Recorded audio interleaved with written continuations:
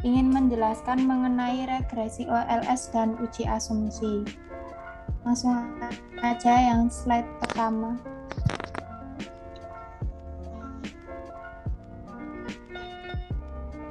Di sini ada regresi OLS atau regresi MKT. Kepanjangan dari regresi OLS sendiri adalah the ordinary least square, atau merupakan sebutan regresi linear, dan OLS yang merupakan metode ekonometrika. Ini ada variabel independen dan variabel dependen di dalamnya. Kalau kepanjangan dari MKT sendiri adalah metode kuadrat terkecil atau nama lain dari OLS. Ya, bahasa Indonesianya gitu ya, teman-teman. Slide selanjutnya.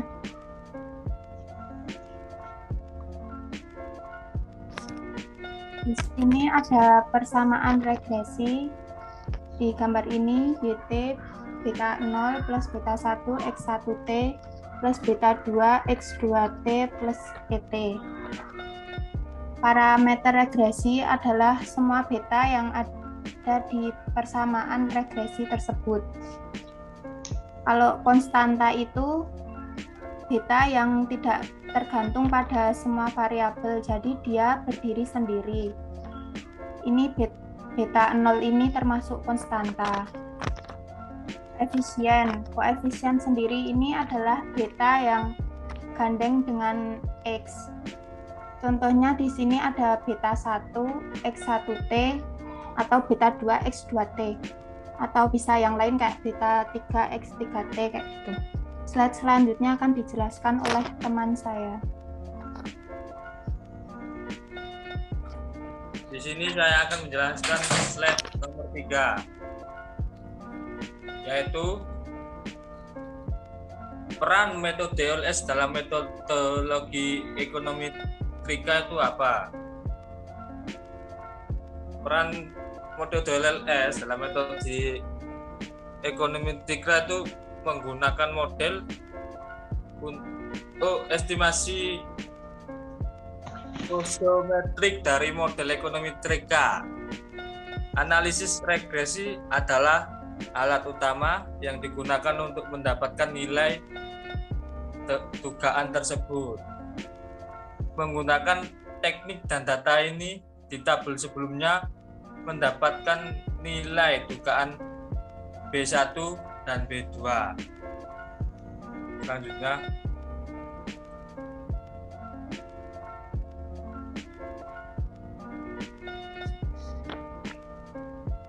apa linear dalam parameter atau linear dalam variabel?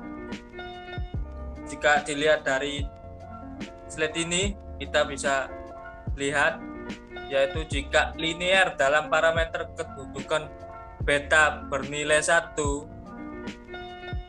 jika linear dalam parameter kedudukan beta bernilai 1, sedangkan di dalam linear dalam variabel bukan beta, kedudukan beta bernilai 0. Dan selanjutnya slide 5 dan 6 akan dilanjutkan oleh teman saya juga. Yang selanjutnya yaitu uji hipotesis dalam regresi. Yang pertama yaitu uji individual. Uji individual ini digunakan untuk melihat apakah variabel X1 atau X2 atau X3 mempengaruhi Y. Sedangkan uji serempak atau uji simultan digunakan untuk melihat apakah secara serempak variabel X1, X2, dan X3 mempengaruhi Y. Selanjutnya yaitu hipotesis uji. Yang pertama hipotesis uji T, H0 BI sama dengan 0, H1 BI tidak sama dengan 0. Jika beta tidak sama dengan 0, ada variabel X yang signifikan terhadap Y. Seperti yang kita tahu bahwa p-value kurang dari alfa maka menolak H0. Yang kedua yaitu hipotesis uji F atau H0 beta 1 sama dengan beta 2 dan seterusnya sama dengan 0, H1 minimal ada 1, beta I tidak sama dengan 0. Jika semua beta sama dengan 0, maka semua ditolak. Maka dari itu, minimal harus ada satu beta yang tidak sama dengan 0. Dalam persamaan Y, jika ada angka di depan X, angka tersebut merupakan beta, di mana angka tersebut merepresentasikan pengaruh X terhadap Y. Selanjutnya akan dijelaskan oleh teman saya.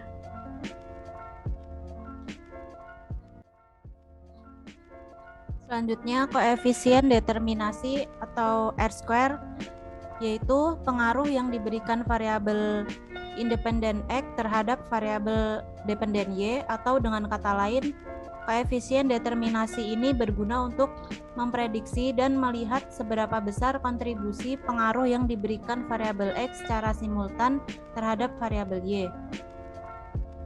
Berapa kisaran nilainya? Nilai R-square dikatakan baik jika di atas 0,5 karena nilai R-square berkisar antara 0 sampai 1. R-square adjusted itu kita bisa menggunakan R-square adjusted untuk melengkapi kelemahan dari R-square. Pada R-square adjusted ini sudah mempertimbangkan jumlah sampel data dan jumlah variabel yang digunakan. R-square adjusted akan menghitung setiap penambahan variabel dan mengestimasi nilai R-square dari penambahan variabel tersebut. Apabila penambahan pola baru tersebut ternyata memperbaiki model hasil regresi lebih baik daripada estimasi, maka penambahan variabel tersebut akan meningkatkan nilai R-square adjusted. Namun, jika pola baru dari penambahan variabel tersebut menunjukkan hasil yang kurang dari estimasinya, maka R-square adjusted akan berkurang nilainya.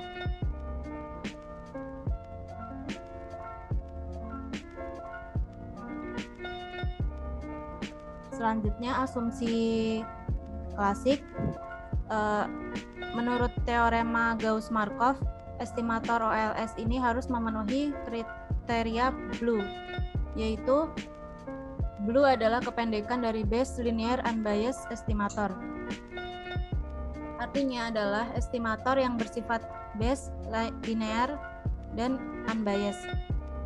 Lalu apa itu base, linear, dan unbiased?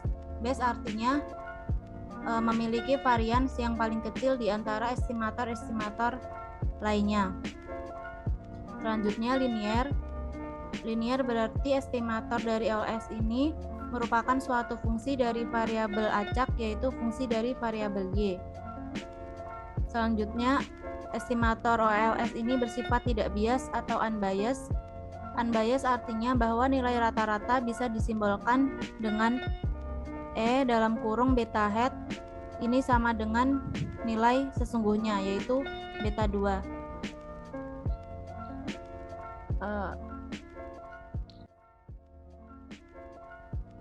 Selanjutnya asumsi yang diuji terkait korelasi antar variabel X. Dari kata multikolinearitas berarti ada kolinear, ada korelasi antar variabel X. Ini yang akan kita uji, apakah dalam regresi linear berganda kita adakah korelasi antara variabel X. Kemudian heterokedastisitas, apakah ragamnya homogen atau tidak. Heterokedastisitas berarti tidak homogen, ragamnya residual. Residual itu sama dengan error. Selanjutnya autokorelasi, berarti ada korelasi antara residual. Untuk autokorelasi ini ada dalam data yang time series atau data dalam bentuk waktu. Karena makna dari autokorelasi itu adalah antar residual ini berkorelasi antar waktu. Yang terakhir, normalitas, artinya bentuk distribusinya normal. Distribusi ada yang mengatakan distribusi residual, ada juga yang mengatakan distribusinya variabel Y. Selanjutnya akan dijelaskan oleh multikolinearitas.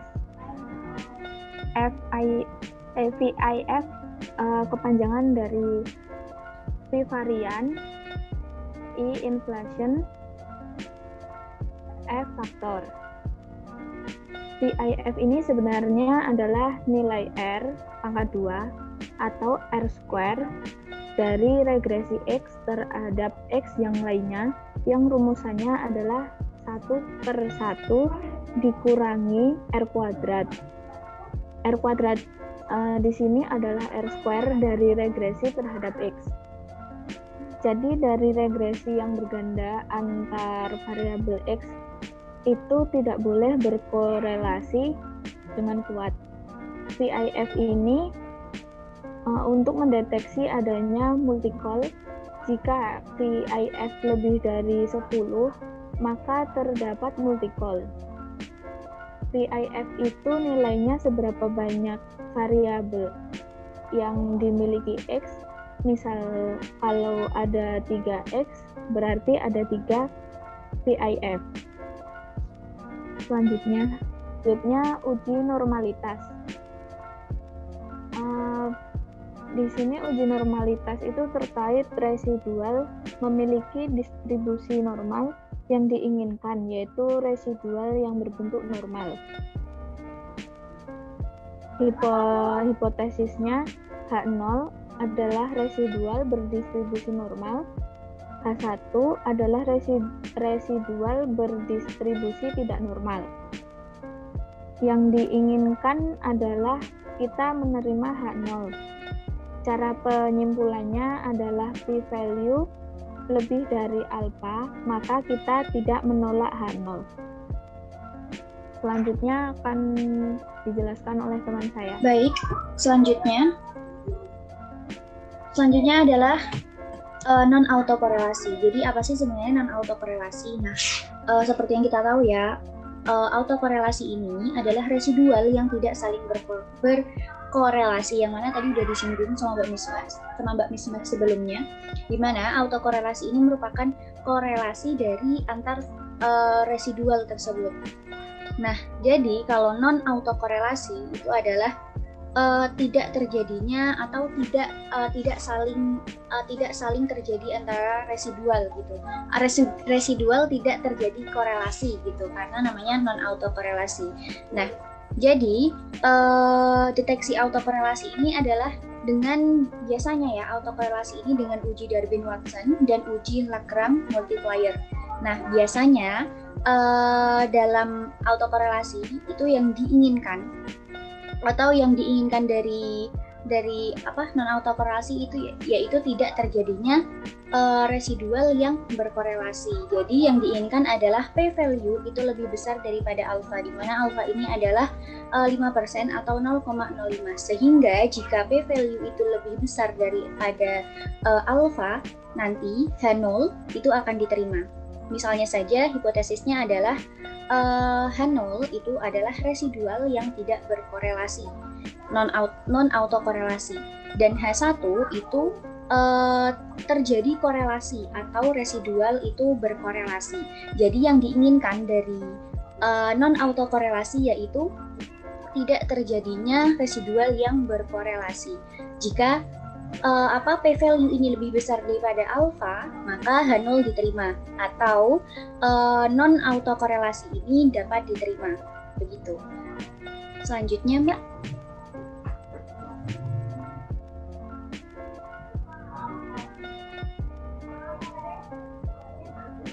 Slide selanjutnya, Mbak Miss.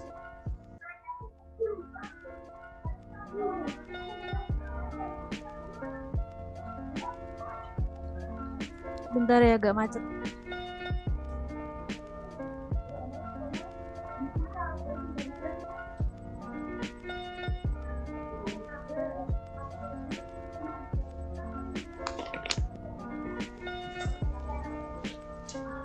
Baik, langsung saja selanjutnya yaitu homoskedastisitas. Apa sih?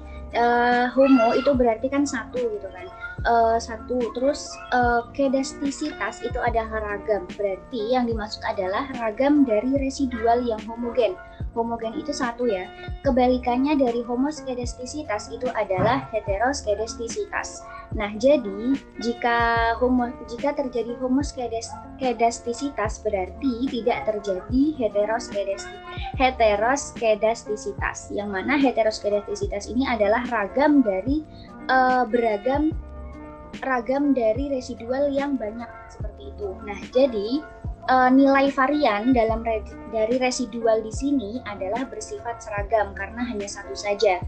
Jadi yang diinginkan adalah p-value itu lebih besar daripada alfa. Dengan hipotesis yaitu H0 itu sama dengan varian residual itu bersifat homoskedastisitas atau 1. Selanjutnya H1 itu adalah varian dari residual yang bersifat heteroskedastisitas atau kebalikan dari homoskedastisitas. Jadi, jika p-value itu lebih besar daripada alfa, maka varian dari residual itu sudah bersifat homoskedastisitas atau H0 dapat diterima. Seperti itu. Demikian penjelasan mengenai regresi OLS dan uji asumsi yang dikemukakan oleh teman-teman saya dan saya sendiri. Harapannya apa yang kami sampaikan ini dapat bermanfaat. Kami menyadari apa yang kami sampaikan ini belum sepenuhnya sempurna, jadi kritik dan saran sangat kami butuhkan dalam suksesnya tugas ini. Jadi saya dan kelompok 8 kelompok 8 ekonometrika kelas C mengucapkan terima kasih atas perhatiannya dan mohon maaf jika terdapat kesalahan yang mungkin kami sengaja maupun tidak kami sengaja. Demikian, wabillahi taufiq wal hidayah. Wassalamualaikum warahmatullahi wabarakatuh.